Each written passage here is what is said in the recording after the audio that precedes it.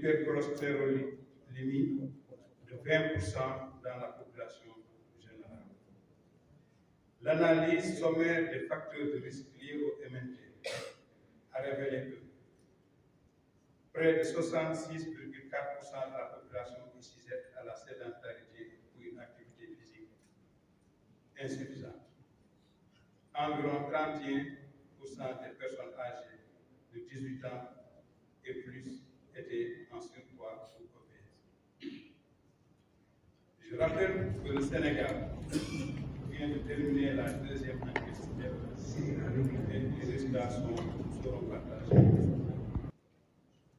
Au plan international, l'Organisation mondiale de la santé, dans son projet de plan d'action pour la lutte contre les maladies non transmissibles 2013-2020, estime que celles-ci ont enregistré plus de 41 millions de décès en 2022, soit 74% de l'ensemble des décès.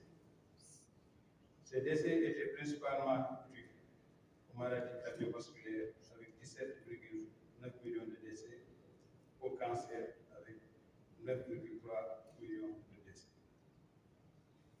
De façon globale, la probabilité de décéder d'une maladie non transmissible entre 30 et 70 ans varie de 10% dans les pays développés à 77% dans les pays en développement, selon le chiffre de l'OMS en 2019. Ainsi, suivant ces projections, le nombre annuel de décès dus aux maladies non transmissibles atteindra 55 millions d'ici 2030 si aucune action efficace n'est entreprise.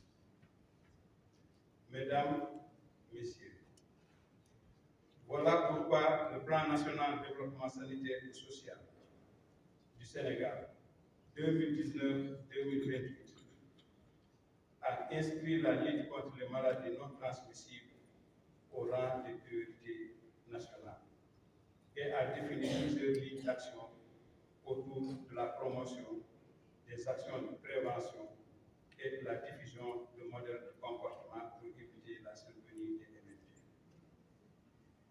Les orientations stratégiques portent sur la diminution des facteurs de risque comportementaux, l'amélioration de l'égalité des chances dans l'accès à la prise en charge, la promotion et de la prévention, le renforcement des compétences individuelles en matière de santé et de lutte contre les MNT. L'opérationnalisation de ces orientations est centrée sur le double objectif de contenir la charge de morbidité et de mortalité imputée au MNT et de créer les conditions favorables à la progression rapide de la couverture sanitaire universelle, inscrite au cœur de l'agenda national de transformation Sénégal 2050. En effet, les défis relatifs à la santé et à l'action sociale sont bien adressés dans le nouveau référentiel des politiques publiques, notamment à travers la stratégie nationale de développement SND 2025-2025 au sein de l'axe de capital humain de qualité et équité sociale. Ce nouveau référentiel envisage une réforme en profondeur du système de santé qui permettra de bâtir un système de qualité en termes d'accès aux soins, mais aussi un système de santé résilient au choc.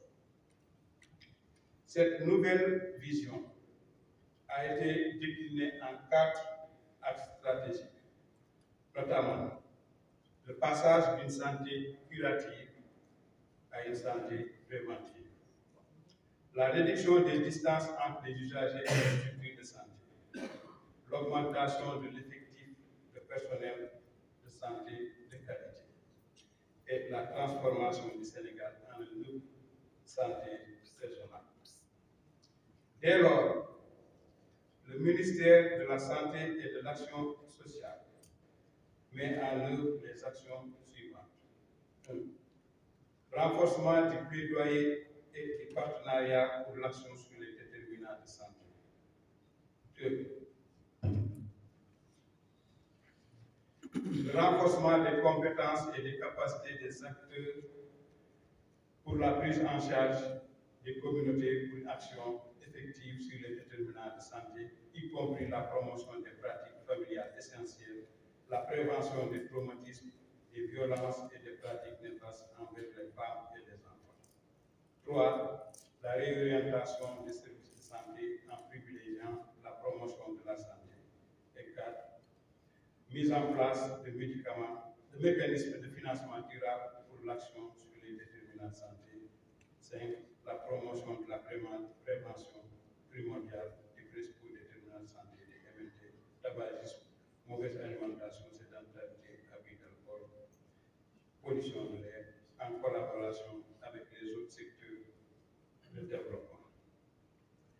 Mesdames, Messieurs, la pandémie Covid-19 avait fini de nous rappeler la vulnérabilité que les maladies non transmissibles pouvaient créer au niveau des populations face à ces maladies à potentiel épidémique. En effet, 97% des décès survenus dans notre pays étaient dus à une comorbidité MNT et Covid-19.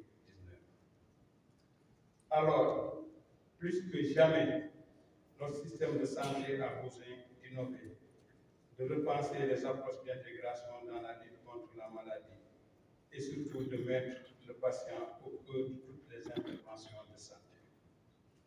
En effet, la transmission pouvait créer au niveau des populations face à ces maladies à potentiel épidémique. En effet, 97% des décès survenus dans notre pays étaient dus à une comorbidité MNT et Covid-19. Alors, plus que jamais, notre système de santé a besoin d'innover, de repenser les approches d'intégration dans la lutte contre la maladie et surtout de mettre le patient au cœur de toutes les interventions de santé. En effet, si nous ne prenons pas des mesures urgentes, les MNT pourraient rapidement devenir un frein au développement socio-économique. Il est plus qu'important d'investir dans la prévention et de limiter les conséquences désastreuses de ces maladies. À ce titre, en organisant cette conférence internationale sur la recherche en Afrique sur les maladies non transmissibles, vous démontrez la claire conscience que vous avez de la place vitale de la recherche dans la lutte contre les MNT. Les stratégies de lutte ont besoin de reposer sur des évidences scientifiques. Et l'Afrique a besoin de se doter d'une politique basée sur des recherches contextuelles et de contribuer davantage au rendez-vous à l'alimentation de la base de données mondiale sur la connaissance relative aux MNT et aux stratégies de lutte contre celles-ci. Il s'agit de renforcer nos systèmes de formation afin d'améliorer la qualité de la prise en charge dans les structures de soins, mais également d'enrichir nos messages de prévention sur les facteurs de risque pour lutter efficacement contre les maladies non transmissibles.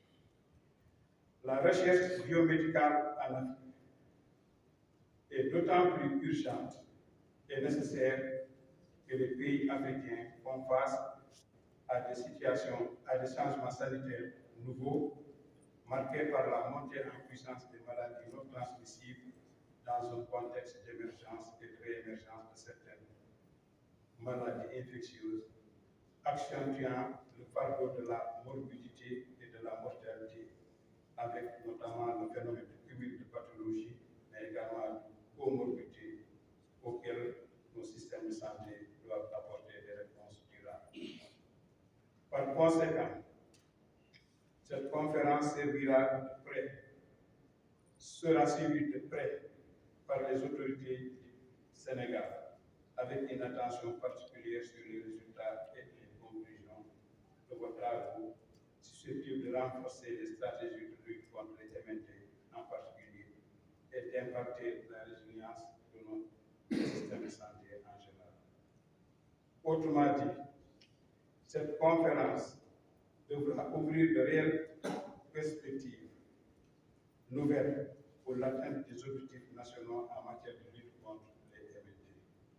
C'est pourquoi je tiens à féliciter les organisateurs de cette importante rencontre, à remercier les sociétés savantes qui accompagnent fortement le ministère de la Santé dans l'élaboration de la politique nationale de lutte contre les MNT et à encourager les sociétés, les associations de malades qui s'impliquent activement dans ce combat. Dans la même lancée, je magnifie la disponibilité et le concours des partenaires techniques et financiers et vous réaffirme la disponibilité de l'État à soutenir ce réseau africain de la recherche pour l'atteinte de tous ces objectifs. Nous avons la responsabilité de léguer aux générations futures un continent libéré du fardeau des MNT.